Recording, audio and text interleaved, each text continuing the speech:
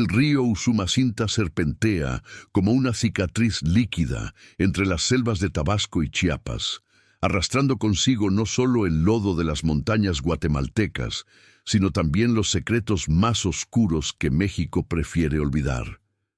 En las noches sin luna, cuando la niebla se levanta como un velo fúnebre sobre las aguas turbias, los pescadores de Tenosique se persignan 3 veces antes de lanzar sus redes, no por superstición barata, sino porque han visto cosas que ningún hombre debería ver, cosas que arrastran el alma hacia el fondo con la misma facilidad con que la corriente arrastra los troncos podridos. Sebastián Contreras nunca creyó en leyendas. A sus 32 años, este antropólogo de la Ciudad de México había dedicado su vida a desentrañar mitos y convertirlos en datos verificables, en historias racionales que podían explicarse con psicología colectiva y tradición oral. Por eso, cuando llegó a Tenosique, en febrero de 2025, para investigar las leyendas fluviales de la región, llevaba consigo su escepticismo como armadura y su grabadora digital como espada. Lo que no sabía era que algunas leyendas no necesitan ser creídas para ser reales. Si estás disfrutando esta historia, suscríbete al canal y déjanos un comentario diciéndonos desde dónde nos estás viendo. Tu apoyo significa el mundo para nosotros. La primera vez que Sebastián escuchó sobre la novia del río fue en el mercado municipal, mientras compraba mangos para su desayuno. Una anciana vendedora de tamales, con las manos deformadas por décadas de trabajo, le advirtió con voz ronca: «No vaya al río después del anochecer, señor. Y si tiene novia o esposa, menos. Ella los busca especialmente a ustedes, los que tienen amor en el corazón. Dice que si ella no puede tenerlo, nadie más lo tendrá». Sebastián sonrió con condescendencia. Agradeció la advertencia y apuntó mentalmente buscar más información sobre este relato particular. Su primera entrevista formal fue con don Eustaquio Ramírez, un pescador de 68 años cuyo rostro parecía tallado en madera vieja por el sol y el tiempo. Se reunieron en el pequeño restaurante La Pochota, donde el ventilador de techo giraba perezosamente sin lograr dispersar el calor pegajoso de la tarde. Don Eustaquio bebió su cerveza lentamente antes de hablar, como si estuviera decidiendo cuánto podía revelar sin invocar algo terrible. «Mire, licenciado», comenzó don Eustaquio, con los ojos fijos en la botella sudorosa entre sus manos callosas. «Yo llevo 40 años pescando en este río. He visto de todo. Caimanes del tamaño de lanchas, remolinos que se tragan árboles completos, cuerpos de migrantes que nunca llegaron al norte.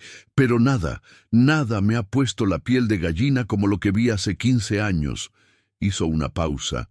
Encendió un cigarro con manos temblorosas. Era octubre, casi medianoche.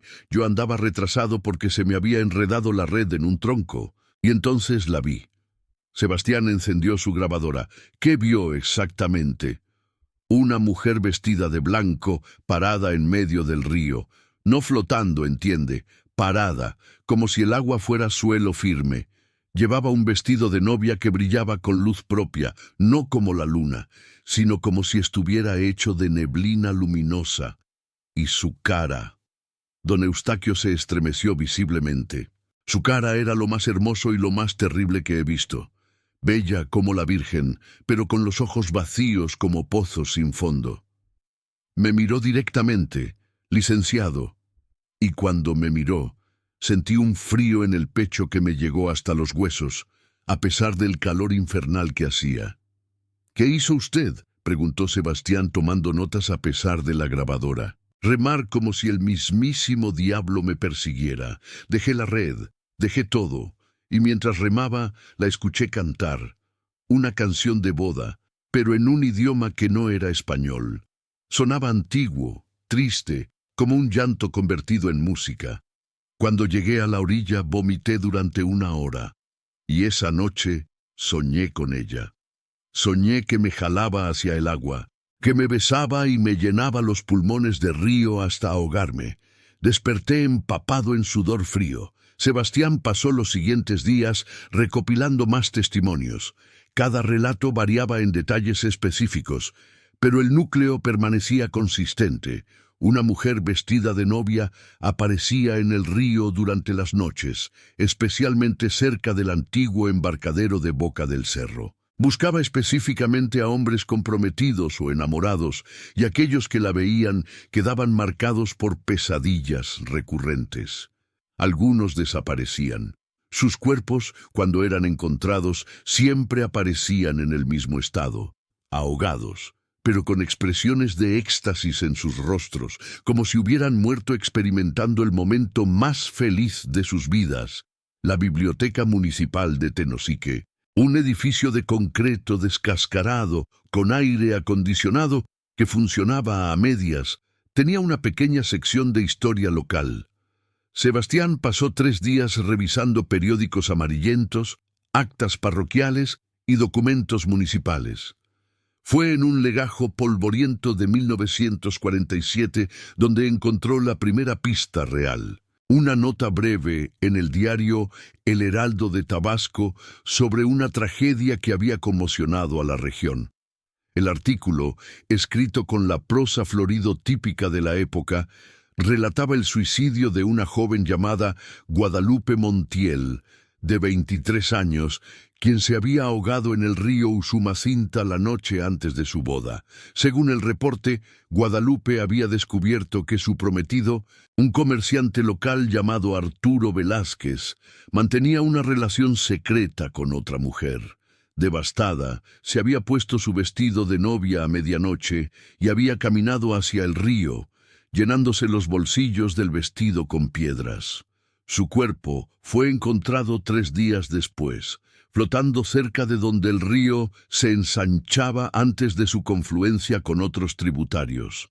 Pero eso no era todo. Sebastián encontró una serie de recortes posteriores, fechados a lo largo de décadas. Cada 5 o 7 años aparecían reportes de hombres ahogados en circunstancias extrañas. Todos eran jóvenes, todos estaban comprometidos o recién casados, y todos habían sido vistos por última vez cerca del río después del anochecer. Los reportes más recientes databan de 2018 y 2023. El último caso registrado era especialmente perturbador. Un ingeniero que había venido a trabajar en un proyecto de electrificación rural, encontrado flotando boca arriba con los ojos abiertos y una sonrisa inexplicable congelada en su rostro. Sebastián decidió que necesitaba hablar con alguien que hubiera conocido a Guadalupe Montiel personalmente, si es que aún quedaba alguien vivo. Después de preguntar en varios lugares, lo dirigieron hacia la Casa de Retiro Santa Teresa, un asilo en las afueras del pueblo donde residía Amalia Montiel Gutiérrez, de 94 años, prima hermana de Guadalupe. Doña Amalia era una mujer diminuta, encorvada por la edad pero con ojos agudos como cuchillas. La encontró en el patio del asilo, tejiendo bajo la sombra de un almendro. Cuando Sebastián se presentó y mencionó el nombre de Guadalupe, la anciana dejó de tejer abruptamente. Sus manos, sorprendentemente firmes para su edad, se cerraron sobre el tejido con tanta fuerza que los nudillos se pusieron blancos. «Así que alguien finalmente viene a preguntar por Lupita», dijo con voz áspera. 78 años después, ¿sabe usted por qué nadie habla de ella? No porque la hayan olvidado, sino porque tienen miedo de recordar. Doña Amalia le contó una historia diferente a la del periódico. Sí, Arturo Velázquez había sido infiel, pero eso era solo la superficie de una tragedia mucho más profunda y retorcida. Guadalupe Montiel había sido la mujer más hermosa de Tenosique, hija de una familia de comerciantes respetables que habían perdido su fortuna durante la Revolución. Arturo, por otro lado, era el hijo de uno de los terratenientes más ricos de la región, un hombre cruel que había construido su imperio sobre el trabajo casi esclavo de campesinos indígenas. Lupita amaba a Arturo con una desesperación que daba miedo, recordó doña Amalia, con los ojos perdidos en el pasado. Decía que él era su salvación, que sin él no era nada. Cuando descubrió que Arturo se había estado acostando con la hija del alcalde durante meses, algo en ella se rompió. Pero no de la manera normal. Fue como si su amor se convirtiera en otra cosa, en algo oscuro y posesivo. La noche antes de su muerte, Guadalupe había visitado a una curandera de la comunidad chontal, una mujer conocida por practicar rituales que mezclaban el catolicismo con creencias precolombinas. Nadie sabía exactamente qué había pedido Guadalupe, pero la curandera había muerto 2 semanas después, quemada en su propia choza en circunstancias que nunca fueron aclaradas. Algunos decían que la curandera había invocado algo que no podía controlar, algo que Guadalupe había desatado con su dolor y su furia. ¿Qué cree usted que pasó realmente?, preguntó Sebastián, sintiéndose extrañamente inquieto a pesar de su escepticismo profesional. Doña Amalia lo miró con ojos que habían visto demasiado. Creo que Lupita hizo un trato. Creo que le ofreció su alma a cambio de nunca estar sola, de tener el amor que le negaron en vida. Pero las almas rotas hacen tratos rotos, mijo, y ahora ella está atrapada, buscando lo que nunca podrá tener, arrastrando a otros para que compartan su soledad eterna. Esa noche, Sebastián volvió a su pequeña habitación en el hotel del centro. Un lugar modesto con paredes de bloques de concreto, pintados de verde menta y un ventilador que chirriaba como un pájaro moribundo. No podía dormir. Los testimonios, los documentos, la historia de doña Amalia, todo se arremolinaba en su mente como las aguas turbias del Usumacinta. Decidió hacer algo que sabía que era imprudente, tal vez incluso peligroso, pero que su curiosidad académica y su necesidad de verdad le exigían. Iría al río esa misma noche, a Boca del Cerro, donde más avistamientos se habían reportado. Se preparó como si fuera una expedición científica. Llevó su cámara con visión nocturna, su grabadora, una linterna potente, su teléfono celular completamente cargado. También, por razones que no terminaba de entender, llevó una fotografía de su novia Mariana, con quien llevaba 3 años y a quien amaba profundamente. Mariana estaba en la Ciudad de México, esperando su regreso en 2 semanas. Habían hablado de matrimonio. El anillo que Sebastián había comprado con sus ahorros estaba guardado en su maleta, esperando el momento perfecto. El camino a Boca del Cerro era un sendero de tierra flanqueado por vegetación densa que parecía tragarse la luz de su linterna. A medida que se acercaba al río, el aire se volvía más pesado, cargado de humedad y un olor a lodo y vegetación en descomposición. Los sonidos de la selva nocturna, chicharras, ranas, el ocasional grito de un mono aullador, creaban una sinfonía inquietante que hacía que cada paso fuera un acto de voluntad. Llegó al antiguo embarcadero poco después de las 11 de la noche. La luna era un delgado creciente que apenas iluminaba el agua negra del río. El embarcadero era un esqueleto de madera podrida que se adentraba unos 10 metros en el agua, sus pilotes cubiertos de musgo brillante y resbaladizo. Sebastián se paró en el borde, montó su cámara en un pequeño trípode y esperó, sintiéndose simultáneamente ridículo y aterrado. Durante la primera hora no pasó nada. El río fluía con su murmullo constante, hipnótico. Sebastián revisó su equipo varias veces, tomó notas en su libreta, trató de mantener su mente ocupada para no pensar en lo aislado que estaba, lo lejos que estaba cualquier ayuda si algo salía mal. Pensó en Mariana, en su risa, en la forma en que arrugaba la nariz cuando estaba concentrada. El pensamiento le dio consuelo. Fue alrededor de la medianoche cuando el ambiente cambió. No de manera dramática, sino sutil.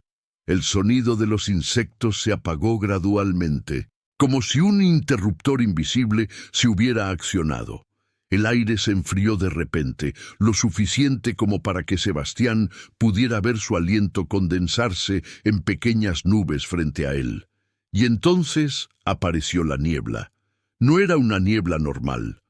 Esta surgía del río mismo, elevándose como dedos espectrales que se entrelazaban sobre la superficie del agua.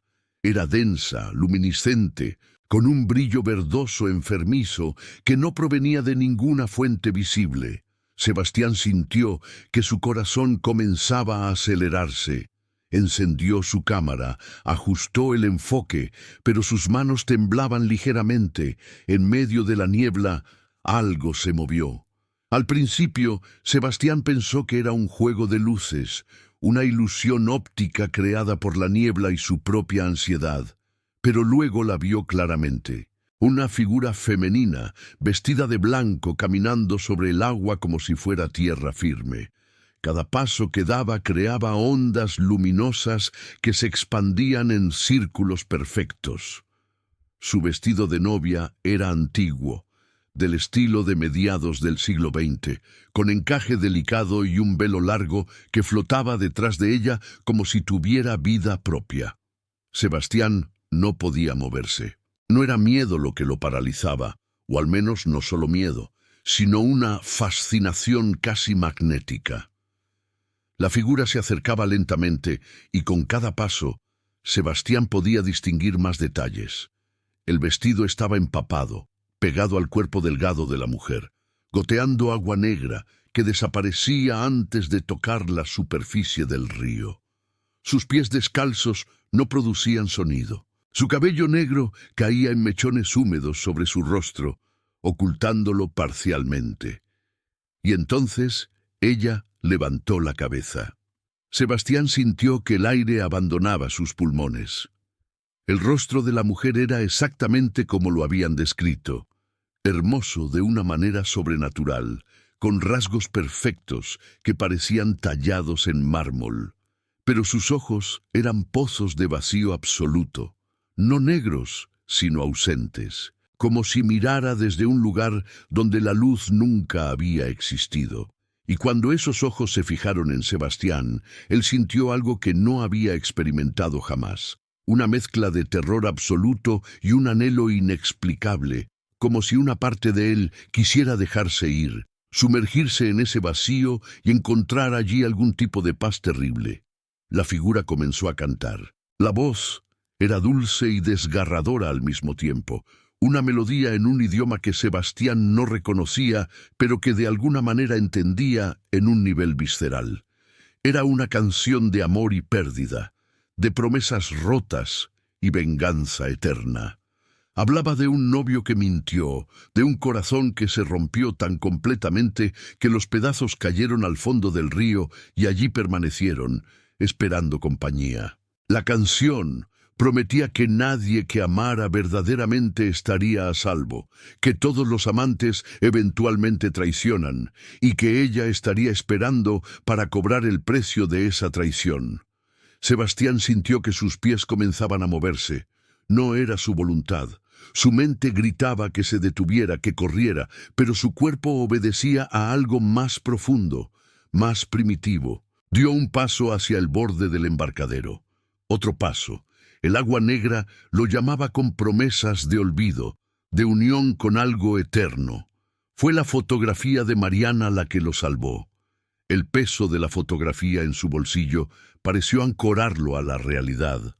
Pensó en Mariana esperándolo, en los planes que habían hecho juntos, en el futuro que construirían. Ese pensamiento fue como un cable de acero que lo jalaba de vuelta. Con un esfuerzo que le hizo gemir de dolor, Sebastián se apartó del borde, giró y comenzó a correr. Detrás de él, la canción se convirtió en un grito, no un grito humano, sino el aullido de algo que había perdido su humanidad hace mucho tiempo y ahora solo conocía hambre y soledad. Sebastián corrió como nunca había corrido en su vida, tropezando en las raíces, rasgándose la ropa con las ramas. No se detuvo hasta llegar al pueblo, hasta que las luces de la calle y el sonido de televisores y conversaciones humanas lo envolvieron en una realidad tangible. Llegó a su habitación del hotel temblando, empapado en sudor a pesar del frío que sentía en los huesos. Se duchó con agua casi hirviendo durante media hora, tratando de calentar un frío que parecía venir de adentro. Luego llamó a Mariana, sin importar que fueran las 2 de la mañana. Necesitaba escuchar su voz, anclar a algo real y vivo. «Sebastián, ¿estás bien? ¿Qué pasa?» La voz somnolienta de Mariana sonaba preocupada. «Estoy bien, mi amor, solo. Necesitaba escuchar tu voz. Te amo. Lo sabes, ¿verdad? Te amo más que a nada en este mundo. Yo también te amo, tonto, pero me estás asustando. ¿Qué está pasando?» Sebastián no podía explicarle. ¿Cómo le diría que había visto algo que desafiaba toda lógica, toda su comprensión del mundo? ¿Cómo le diría que por un momento había querido arrojarse al río, abandonarlo todo? Nada, mi amor. Solo un mal día de trabajo. Volveré pronto. Te lo prometo. Después de colgar, Sebastián revisó el video de su cámara. Su corazón se hundió cuando vio las imágenes. La grabación mostraba el río vacío, la niebla, pero ninguna figura, solo audio. Y en el audio, débil pero inconfundible, estaba la canción. Esa maldita canción que ahora se repetía en su mente como un eco que no podía silenciar. Sebastián durmió mal esa noche, si es que se le puede llamar dormir a los períodos breves y agitados de inconsciencia interrumpidos por pesadillas. En sus sueños, la mujer de blanco lo visitaba una y otra vez. A veces estaba parada al pie de su cama, goteando agua de río sobre el piso. Otras veces lo llamaba desde la ventana, prometiéndole que comprendía su soledad, que juntos podrían encontrar la paz que ambos buscaban. En el peor de los sueños, Mariana se transformaba en la novia, y cuando Sebastián trataba de besarla, sus labios eran agua fría que le llenaba la boca hasta ahogarlo. Despertó al amanecer con la sensación de no haber descansado nada. Más preocupante aún, encontró charcos de agua en el piso de su habitación, un rastro líquido que iba desde la puerta hasta un punto cercano a su cama. El agua olía a río, a lodo y descomposición. Con manos temblorosas, Sebastián limpió el agua con toallas, pero el olor persistía, como si se hubiera impregnado en las paredes. Durante los siguientes días, Sebastián trató de continuar su investigación, pero algo había cambiado fundamentalmente. Ya no estaba estudiando una leyenda desde afuera. Ahora era parte de ella.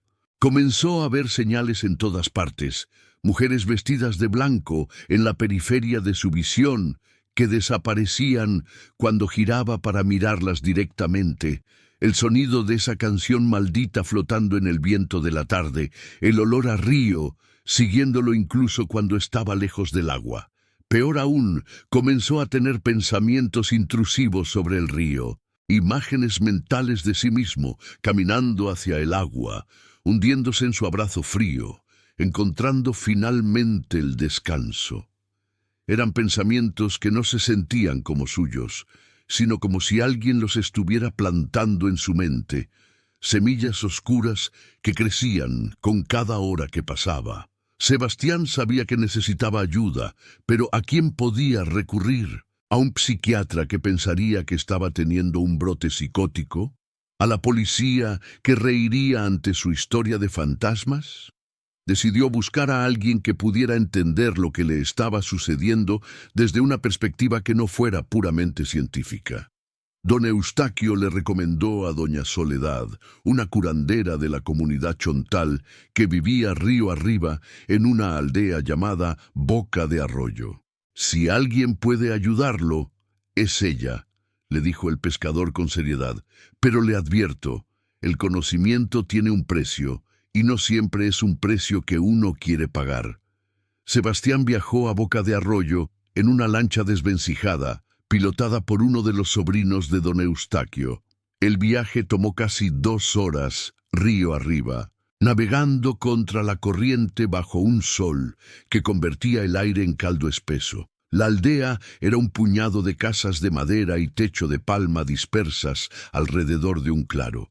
Los niños jugaban descalzos en el lodo mientras las gallinas picoteaban entre la basura. Era un lugar que parecía existir en un tiempo diferente, desconectado de la modernidad del resto del país. Doña Soledad resultó ser una mujer de edad indeterminada, podría tener 50 o 70 años, con rostro marcado por el sol y las manos tatuadas con símbolos que Sebastián reconoció como una mezcla de iconografía maya y cristiana. Su casa era una estructura simple de un solo cuarto, pero su interior estaba lleno de objetos extraños, frascos con líquidos de colores, huesos de animales colgando del techo, velas de todos tamaños que creaban sombras danzantes en las paredes. Cuando Sebastián comenzó a explicar su situación, doña Soledad levantó una mano para silenciarlo. «Sé por qué está aquí. La novia lo ha marcado». Su voz era tranquila pero cargada de autoridad. «Puedo verlo en sus ojos. Ella ya está dentro de usted, tejiendo su red. ¿Cómo es posible que sea real?», preguntó Sebastián, su voz quebrándose ligeramente. «Soy un científico. He dedicado mi vida a la razón, a la lógica». Doña Soledad sonrió con tristeza. «La razón y la lógica son herramientas útiles, pero limitadas. Hay cosas en este mundo que existen más allá de lo que la ciencia puede medir. La novia es una de ellas. No es un fantasma en el sentido tradicional. Es algo más complejo, un trauma tan profundo que se convirtió en una entidad propia, alimentada por generaciones de miedo y creencia. Cada persona que la ve, cada historia que se cuenta sobre ella, la hace más fuerte, más real. ¿Cómo puedo liberarme de ella?». La curandera se levantó y comenzó a reunir objetos: hierbas secas, sal marina, agua de un manantial sagrado, una vela negra y una fotografía. «Dame algo que represente tu amor, la fotografía de tu mujer, si la tienes». Sebastián sacó la fotografía de Mariana de su bolsillo con dedos temblorosos. Doña Soledad la sostuvo contra la luz, estudiándola. «Tu amor por ella es fuerte, eso es bueno, es tu ancla, pero también es lo que te hace vulnerable. La novia busca amor porque lo perdió, quiere consumirlo, poseerlo. Para liberarte, debes hacer algo que va contra todo lo que sientes. Debes ir al río nuevamente, enfrentarla directamente y mostrarle que tu amor es más fuerte que su dolor». «¿Quiere que vuelva allí? Casi me ahogo la última vez. Casi me arrojé al agua. Si no la enfrentas, ella te perseguirá hasta el fin de tus días. Los sueños se volverán peores. Comenzarás a ver a tu mujer como una amenaza, como alguien que te aleja de lo que la novia promete. Tu relación se desmoronará y eventualmente, cuando ya no puedas resistir más, volverás al río por tu propia voluntad. Pero para entonces estarás solo, sin amor que te proteja, y ella te reclamará completamente». Sebastián sintió que se le helaba la sangre. Sabía que doña Soledad tenía razón. Ya podía sentir los efectos. Cuando hablaba con Mariana por teléfono, una parte de él se sentía resentido, como si ella lo estuviera reteniendo, impidiéndole encontrar algo más profundo.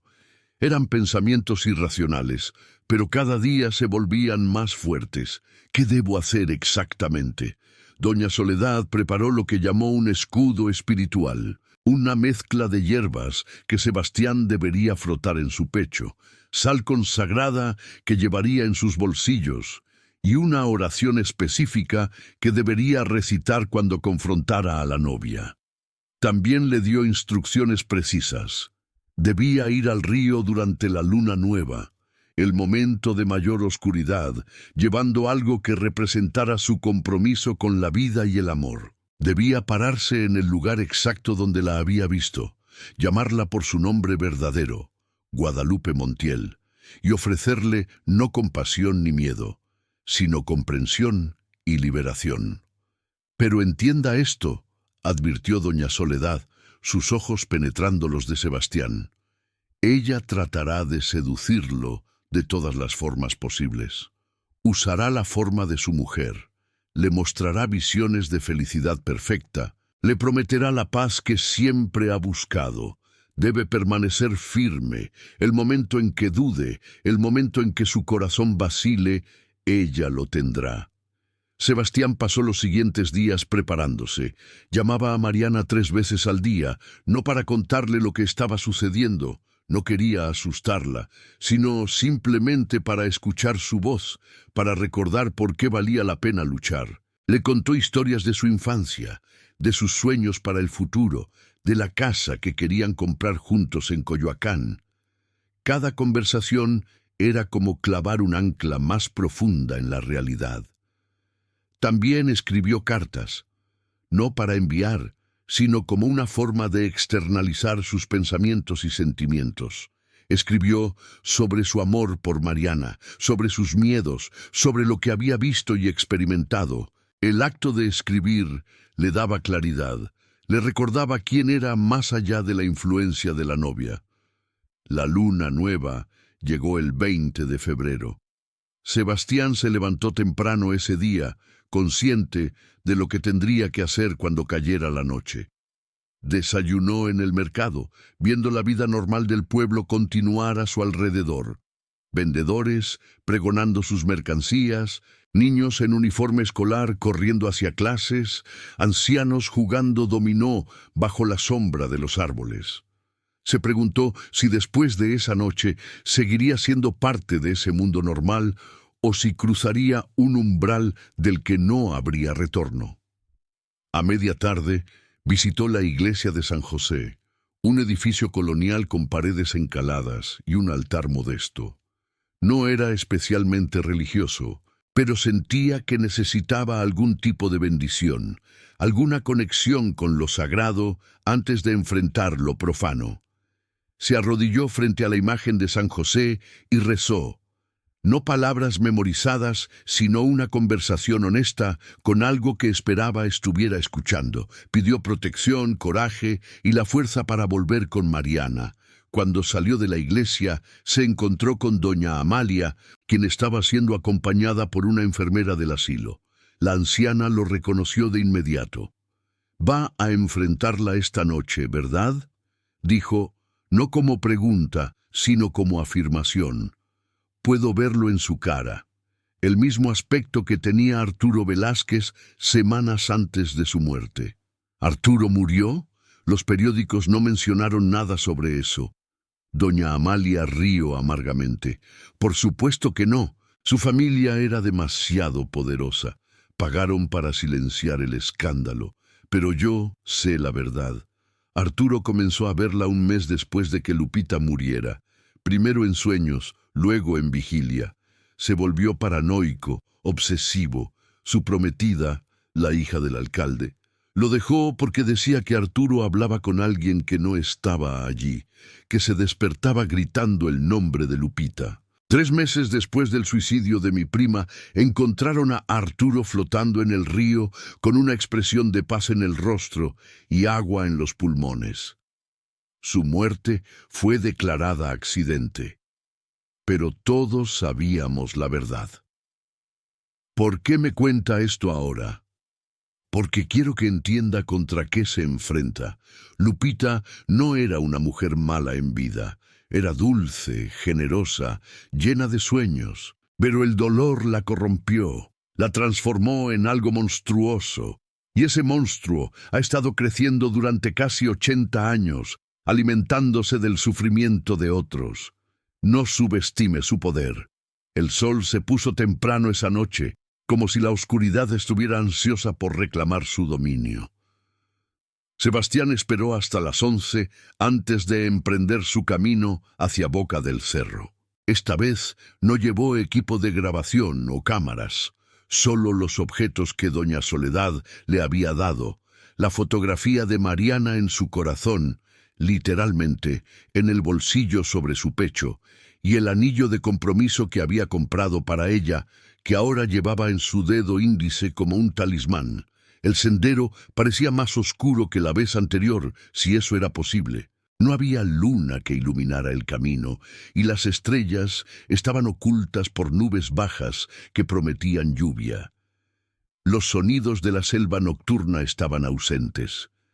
Solo el murmullo constante del río guiaba sus pasos. Sebastián recitaba mentalmente la oración que doña Soledad le había enseñado. Palabras en una mezcla de español y chontal que hablaban de protección y luz en la oscuridad. Llegó al embarcadero poco antes de medianoche. El río estaba más turbulento que la última vez, con olas pequeñas que golpeaban contra los pilotes del embarcadero con un ritmo irregular y amenazante. Sebastián se paró en el mismo lugar que antes, tomó una respiración profunda y habló en voz alta, sorprendiéndose por la firmeza de su propia voz. Guadalupe Montiel, sé quién eres, sé lo que te hicieron, y sé por qué estás atrapada aquí. El río pareció calmar de inmediato, como si estuviera escuchando. Luego comenzó la niebla, más rápida y densa que antes, elevándose como una pared verde luminiscente. Y ella apareció. Esta vez, la novia no se acercó lentamente. Surgió de la niebla de repente, a solo unos metros de Sebastián, tan cerca que podía ver cada detalle de su rostro espectral. Era más hermosa y más terrible de lo que recordaba. Su vestido de novia no solo estaba empapado, sino que parecía estar hecho de agua cristalizada, con patrones de encaje que fluían y cambiaban constantemente. Su cabello negro caía en cascadas líquidas sobre sus hombros, y sus ojos, esos pozos de vacío, lo miraban con una intensidad que amenazaba con tragarlo entero. Pero esta vez, Sebastián no sintió el impulso de acercarse. La preparación de doña Soledad estaba funcionando. Las hierbas en su pecho ardían con un calor protector, y la sal en sus bolsillos parecía crear una barrera invisible que la novia no podía cruzar completamente. «Tú eres diferente», habló ella, y su voz era como el río mismo, múltiples tonos superpuestos, antiguos y nuevos al mismo tiempo. «Los otros huyen o se rinden, pero tú vienes a mí voluntariamente. ¿Has aceptado tu destino entonces? ¿Te unirás a mí en las profundidades?» «No», respondió Sebastián, su voz temblando pero firme. «No vine a unirme a ti, vine a liberarte».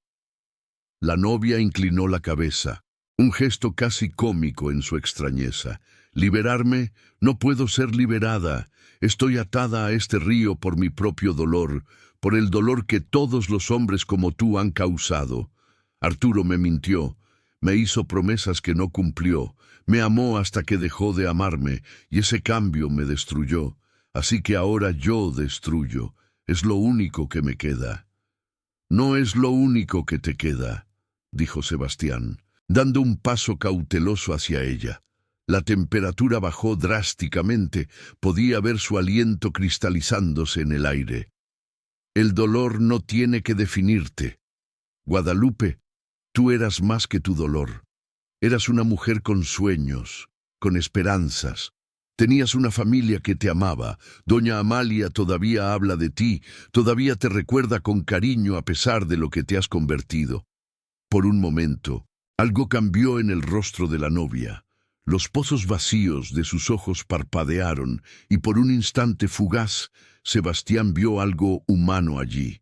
Tristeza, confusión, un anhelo desesperado. Pero luego la oscuridad regresó, más intensa que antes. «No me hables de amor», siseó ella, y su voz se convirtió en múltiples voces. Un coro de mujeres traicionadas, abandonadas, destruidas por el amor. El amor es una mentira que los hombres cuentan para conseguir lo que quieren. Tú dices amarla. Y de repente, la forma de la novia cambió, transformándose en una réplica perfecta de Mariana. ¿Pero por cuánto tiempo? ¿Hasta que encuentres algo mejor? ¿Hasta que otra mujer más joven, más bella, capte tu atención? Todos los hombres son Arturo. Todos merecen lo que él recibió. Ver a Mariana, o algo que parecía exactamente como ella, parada sobre el agua con esos ojos vacíos, era una tortura psicológica que Sebastián no había anticipado. La figura extendió una mano hacia él, con la voz de Mariana, pero distorsionada, como si hablara bajo el agua. «Sebastián, ven conmigo. Aquí podemos estar juntos para siempre. Ninguna discusión, ninguna decepción, solo amor puro, eterno». Sebastián cerró los ojos con fuerza, aferrándose a la fotografía real sobre su corazón. Podía sentir el latido de su propio corazón, acelerado pero fuerte, recordándole que estaba vivo, que era real, que Mariana era real y estaba esperándolo en casa. «Tú no eres ella», dijo con voz temblorosa, «y yo no soy Arturo. Siento lo que te pasó, Guadalupe. Fue injusto, fue cruel. Mereces mejor, pero castigar a otros por lo que él hizo no te traerá paz. Solo te hundirá más profundo en tu propia oscuridad». La figura mariana gritó, un sonido que reverberó sobre el agua y hizo que las aves nocturnas salieran volando aterrorizadas de los árboles circundantes. La forma se retorció, cambió, y por un momento Sebastián vio no una sino docenas de figuras. Hombres atrapados en el agua, sus rostros contorsionados en agonía y éxtasis simultáneos, todos ellos víctimas de la novia a lo largo de décadas. «Ellos merecían su destino», gritó la novia, volviendo a su forma original. «Todos ellos me engañaban con sus promesas de amor. Todos ellos habrían hecho lo que Arturo hizo». «Tal vez», concedió Sebastián, sintiendo lágrimas en sus mejillas, aunque no sabía si eran suyas o condensación del aire helado. «Tal vez algunos de ellos habrían fallado. Los humanos somos imperfectos. Cometemos errores, pero también somos capaces de redención, de crecimiento. Arturo te falló, pero eso no significa que todos lo harán. Y castigar a los inocentes por los pecados de uno no es justicia. Es solo más dolor perpetuándose». Por primera vez, la novia vaciló. Sus aguas, porque eso es lo que era, agua manifestada en forma femenina, ondularon como si una corriente interna la perturbara. «Llevo tanto tiempo aquí», susurró, y por primera vez su voz sonó vulnerable, casi humana. «Tanto tiempo atrapada en este momento, el momento en que descubrí su traición, el momento en que decidí que sin su amor no podía existir, pero ahora no recuerdo cómo era existir sin este dolor. Es todo lo que soy». «No tiene que ser todo lo que eres», dijo Sebastián suavemente. «Puedes dejarlo ir, puedes perdonar, no a Arturo necesariamente, sino a ti misma por el trato que hiciste. La curandera que visitaste esa noche, ella no debería haberte dado ese poder, pero lo hizo, y tú lo usaste en tu dolor. Ese no era realmente tú, era tu dolor hablando». Sebastián extendió su mano, no para tocarla, sino en un gesto de ofrecimiento. «Déjame ayudarte a recordar, cuando estabas viva, antes de Arturo, ¿qué te hacía feliz? ¿Qué amabas?». La novia miró la mano extendida como si fuera un objeto extraño de otro mundo. Lentamente, muy lentamente, extendió su propia mano. En el momento en que sus dedos acuosos casi tocaron los de Sebastián, una ola de memorias lo inundó. No las suyas, sino las de ella. Vio a una joven Guadalupe riendo mientras jugaba con sus primas en un patio soleado. La vio ayudando a su madre en la cocina, sus manos cubiertas de masa mientras hacían tamales para una fiesta. La vio leyendo poesía bajo un árbol de mango, sus ojos brillando con sueños de un futuro lleno de posibilidades. La vio, antes de Arturo, como una persona completa, con pasiones y esperanzas más allá del amor romántico.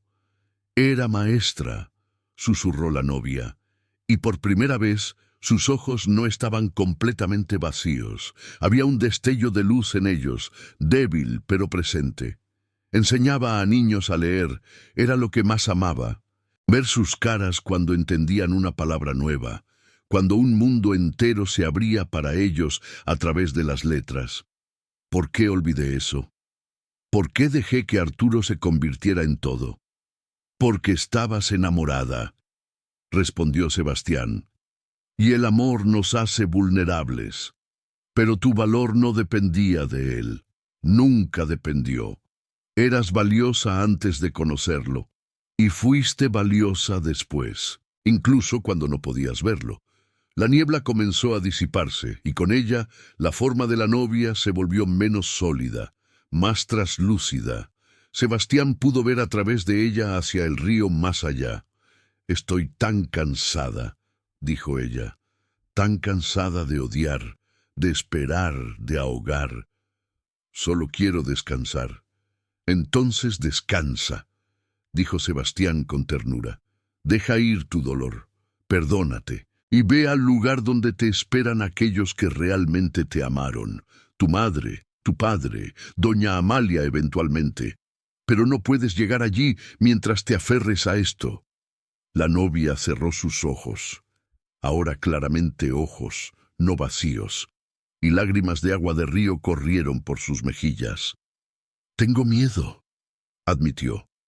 «¿Y si no hay nada más? ¿Y si este dolor es todo lo que existe para mí?» «Hay algo más», aseguró Sebastián, aunque no sabía si era verdad, solo sabía que necesitaba serlo. «Siempre hay algo más. El dolor termina, Guadalupe. Deja que termine».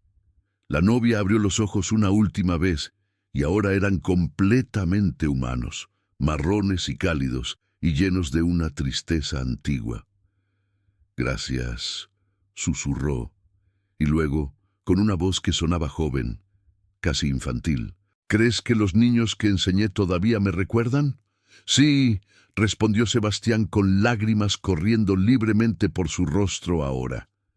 «Estoy seguro de que sí».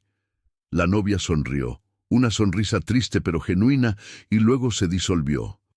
No desapareció dramáticamente, sino que simplemente se convirtió en niebla, y la niebla se convirtió en agua, y el agua fluyó de regreso al río, llevándose consigo 80 años de dolor y venganza. El aire se calentó inmediatamente, y los sonidos nocturnos de la selva regresaron como si alguien hubiera encendido un interruptor. Insectos cantando, ranas croando, el susurro del viento en las hojas. Sebastián se desplomó en el embarcadero, exhausto física y emocionalmente. Se quedó allí durante lo que podría haber sido minutos u horas, simplemente respirando, sintiendo el peso del mundo real establecerse nuevamente sobre sus hombros. Era un peso bienvenido, significaba que estaba vivo, que había sobrevivido, que podía volver a casa. Cuando finalmente tuvo la fuerza para levantarse, caminó de regreso al pueblo bajo un cielo que comenzaba a aclararse con el primer indicio del amanecer. Las calles estaban vacías, pero de alguna manera se sentían diferentes, más ligeras, como si algo opresivo que había estado colgando sobre Tenosique durante generaciones finalmente se hubiera levantado. Doña Soledad estaba esperándolo en la puerta de su hotel. ¿Cómo había sabido que estaría allí a esa hora? Sebastián no lo sabía ni le importaba. Ella simplemente asintió cuando lo vio. Una sonrisa pequeña pero genuina en su rostro arrugado. «Lo hizo bien», dijo. «Ella está en paz ahora, y usted está libre». «¿Cómo lo sabe?» «Puedo sentirlo. El río está diferente. Los espíritus del agua están celebrando.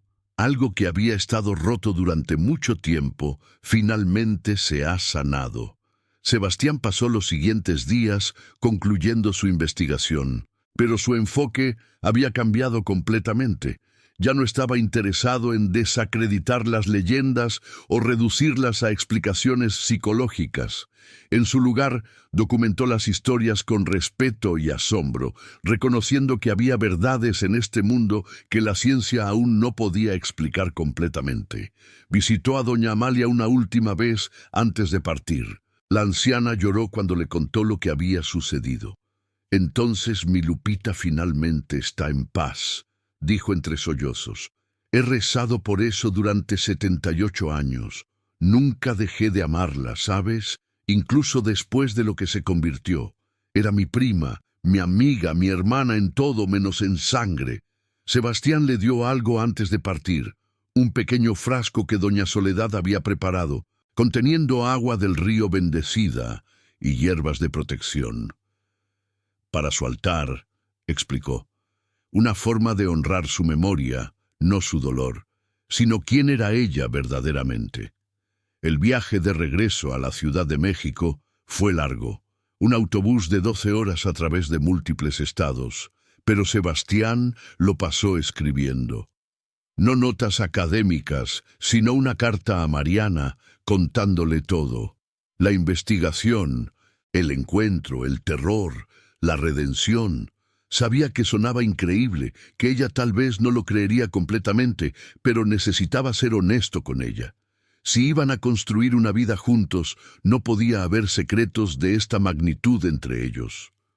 Llegó a Ciudad de México al atardecer. Mariana lo estaba esperando en su departamento en la colonia Roma, preparando la cena. Cuando abrió la puerta y lo vio parado allí, demacrado, con ojeras profundas, pero con ojos que brillaban con una intensidad nueva, corrió a sus brazos. «Te ves terrible», dijo ella, medio riendo, medio llorando. «¿Qué te pasó allá?» «Algo que cambió mi vida», respondió Sebastián. La besó profundamente, sintiendo la calidez de sus labios, la solidez de su cuerpo contra el suyo, la realidad absoluta e innegable de su amor, y algo que me hizo darme cuenta de que no quiero esperar ni un día más. Se arrodilló allí mismo, en el umbral de la puerta, sacando el anillo que había llevado como talismán. «Mariana, te amo con cada parte de mi ser. Casi te perdí por buscar respuestas en lugares oscuros, pero tú fuiste la luz que me trajo de vuelta. ¿Te casarías conmigo?» Mariana se cubrió la boca con ambas manos, sus ojos llenándose de lágrimas. «Sí, sí, por supuesto que sí». El anillo deslizándose en su dedo fue el momento más real que Sebastián había experimentado en semanas. Era tangible, mensurable, humano. Era todo lo que la experiencia con la novia no había sido. Cálido en lugar de frío, vida en lugar de muerte, futuro en lugar de pasado. Esa noche, después de cenar y celebrar con una botella barata de vino espumoso, Sebastián le dio a Mariana la carta que había escrito en el autobús. «Léela cuando estés lista», le dijo. «Y si después de leerla decides que estoy loco, lo entenderé. Pero es la verdad, o al menos mi verdad». Mariana leyó la carta esa misma noche, mientras Sebastián dormía, el primer sueño verdaderamente profundo y sin pesadillas que había tenido en semanas. Cuando despertó a la mañana siguiente, ella estaba sentada junto a él, la carta en su regazo, mirándolo con una mezcla de preocupación y aceptación. «No sé si creo completamente en fantasmas», dijo ella suavemente, «pero creo en ti. Creo que algo sucedió allá que te cambió, y eso es suficiente para mí». Sebastián sintió como si un peso final se levantara de sus hombros. No necesitaba que ella creyera en cada detalle, solo necesitaba que lo aceptara, que aceptara lo que había experimentado y cómo lo había transformado. Meses después, Sebastián presentó su investigación en un congreso de antropología en Guadalajara. Su ponencia se tituló «Entre la razón y lo inexplicable, leyendas vivas del Usumacinta». No hizo afirmaciones definitivas sobre la existencia de lo supernatural, pero argumentó apasionadamente por un enfoque más holístico del estudio de leyendas urbanas y rurales. Uno que reconociera que estas historias servían propósitos psicológicos, sociales y hasta espirituales profundos en sus comunidades. La ponencia fue bien recibida por algunos y criticada por otros, pero Sebastián ya no necesitaba la validación académica de la misma manera que antes. Había aprendido que había verdades más profundas que las que podían capturarse en publicaciones revisadas por pares. La boda de Sebastián y Mariana se llevó a cabo en septiembre, en un pequeño jardín en Coyoacán, lleno de flores naranjas de cempasúchil. Durante la ceremonia, Sebastián notó algo extraño. Una brisa suave sopló precisamente cuando dijeron sus votos, una brisa que olía levemente a agua de río, pero no de manera amenazante, sino reconfortante, como una bendición. Esa noche, cuando estaban solos en su habitación de hotel, Mariana le mostró algo. «Encontré esto en mi ramo», dijo, sosteniendo una pequeña piedra de río pulida hasta brillar. No estaba allí cuando lo recogí, apareció durante la ceremonia. Sebastián tomó la piedra, sintiéndola fría y suave en su palma. De alguna manera sabía que era un regalo, no de la novia en su forma terrible, sino de Guadalupe, la mujer que había sido, agradeciéndole por liberarla y deseándole el amor que ella nunca pudo disfrutar completamente. ¿Deberíamos estar asustados?, preguntó Mariana. No, respondió Sebastián, cerrando su mano sobre la piedra. Creo que es una bendición. Creo que ella quiere que sepamos que el amor real existe, que vale la pena luchar por él y que nunca debemos darlo por sentado.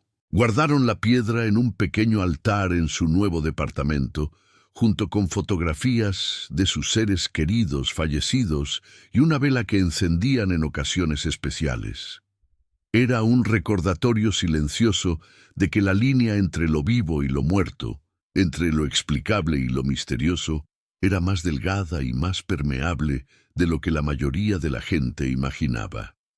Los años pasaron. Sebastián y Mariana construyeron una vida juntos en la Ciudad de México. No perfecta, porque ninguna vida lo es, pero real y llena de amor genuino. Tuvieron discusiones y reconciliaciones, desafíos financieros y pequeños triunfos, momentos de duda y momentos de certeza absoluta, y a través de todo, Sebastián nunca olvidó las lecciones que había aprendido junto a Usumacinta, que el amor requiere trabajo constante, que la traición, incluso no intencional, puede causar daño profundo, y que el dolor no procesado puede transformarse en algo monstruoso. Sebastián nunca volvió a Tenosique, aunque ocasionalmente recibía noticias del pueblo a través de don Eustaquio, quien le enviaba correos electrónicos breves y mal escritos pero llenos de calidez. El pescador le contó que algo había cambiado en el río. Los ahogamientos misteriosos habían cesado completamente. Las pesadillas que habían plagado a generaciones de habitantes locales se habían desvanecido. El río seguía siendo peligroso, siempre lo sería, con sus corrientes impredecibles y vida salvaje, pero ya no estaba embrujado de la misma manera. Es como si el río se hubiera limpiado, escribió don Eustaquio en uno de sus correos, como si algo que estaba podrido en él finalmente se hubiera lavado. Los peces regresan en mayor número, las aves también, es raro, pero es bueno. Doña Amalia falleció pacíficamente en su sueño 2 años después de los eventos, a la edad de 96. Sebastián viajó a Tenosique para su funeral, llevando a Mariana con él esta vez. Durante el servicio memorial, varios habitantes del pueblo, especialmente los más ancianos, se acercaron a Sebastián para agradecerle, aunque nunca especificaban por qué. Simplemente lo sabían de la forma en que las comunidades pequeñas saben cosas. A través de susurros, intuiciones, una comprensión compartida de que algo importante había cambiado. En el funeral, conocieron a la sobrina nieta de doña Amalia, una joven maestra de primaria llamada Clara. Cuando Clara se enteró de que Sebastián era antropólogo, le preguntó si estaría interesado en dar una charla en su escuela sobre la preservación de historias locales. Sebastián aceptó y durante esa charla contó no sobre fantasmas o leyendas aterradoras, sino sobre Guadalupe la maestra, la mujer que había amado enseñar a niños a leer, cuyo legado no debería ser su trágica muerte, sino su vida dedicada a la educación. Clara quedó tan impresionada que inició un proyecto en la escuela. Cada año, el 18 de febrero, el aniversario del nacimiento de Guadalupe, los estudiantes pasarían el día aprendiendo sobre educadoras pioneras de Tabasco, incluyendo a Guadalupe Montiel. No se mencionaba la leyenda, solo se celebraba a la mujer que había sido antes de que el dolor la transformara. La última vez que Sebastián soñó con el río fue en su 5º aniversario de bodas. En el sueño, estaba parado en la orilla del Usumacinta al atardecer, con Mariana a su lado. El agua fluía tranquila y clara, reflejando el cielo anaranjado y púrpura, y en la orilla opuesta, apenas visible, había una figura, una mujer en ropa simple, no un vestido de novia, sino un vestido de maestra de mediados del siglo XX. Levantó una mano en despedida, sonrió con una paz genuina y luego caminó hacia la espesura de la selva, desapareciendo en la luz dorada del atardecer. Cuando Sebastián despertó, le contó el sueño a Mariana. Ella lo abrazó y dijo: «Creo que te estaba diciendo adiós, finalmente». Y tenía razón. Sebastián nunca volvió a soñar con el río o con la novia. La historia se había cerrado, no con horror, sino con sanación, para Guadalupe, para el río, para Sebastián y para todos aquellos que habían vivido bajo la sombra de la leyenda durante generaciones. Años más tarde, cuando Sebastián y Mariana tuvieron su primera hija, la nombraron Clara en honor a la joven maestra que había ayudado a transformar una leyenda de terror en una historia de legado educativo. Y cuando Clara Contreras creció y preguntó sobre el significado de su nombre, sus padres le contaron no sobre fantasmas que arrastran amantes al fondo del río, sino sobre una maestra pionera que amaba la educación y sobre la importancia de ser recordado por nuestras contribuciones positivas al mundo, no por nuestros momentos más oscuros. La oscura leyenda de la novia del río no desapareció completamente de Tenosique. Las leyendas nunca desaparecen del todo, pero cambió. Se volvió menos una historia de advertencia sobre los peligros del río y más una historia sobre el poder destructivo del dolor no sanado y la importancia del perdón. Los abuelos la contaban a sus nietos, no para asustarlos, sino para enseñarles que todos llevamos dolor, pero que tenemos la elección de qué hacer con ese dolor, dejarlo que nos consuma y nos transforme en algo monstruoso, o procesarlo, sanarlo y encontrar la paz. Y en las noches sin luna, cuando la niebla se levanta sobre el Usumacinta, los pescadores ya no se persignan 3 veces con miedo. En su lugar, algunos susurran una pequeña oración, no de protección sino de gratitud, por el río que les da vida, por las leyendas que les recuerdan su humanidad compartida, y por la paz que finalmente llegó a un espíritu atormentado que solo quería ser recordado por su amor a enseñar, no por su trágico final. El río sigue fluyendo, como siempre lo ha hecho y siempre lo hará, llevando consigo el lodo de las montañas, los secretos de la selva y ahora también una historia de redención que prueba que incluso las leyendas más oscuras pueden encontrar la luz.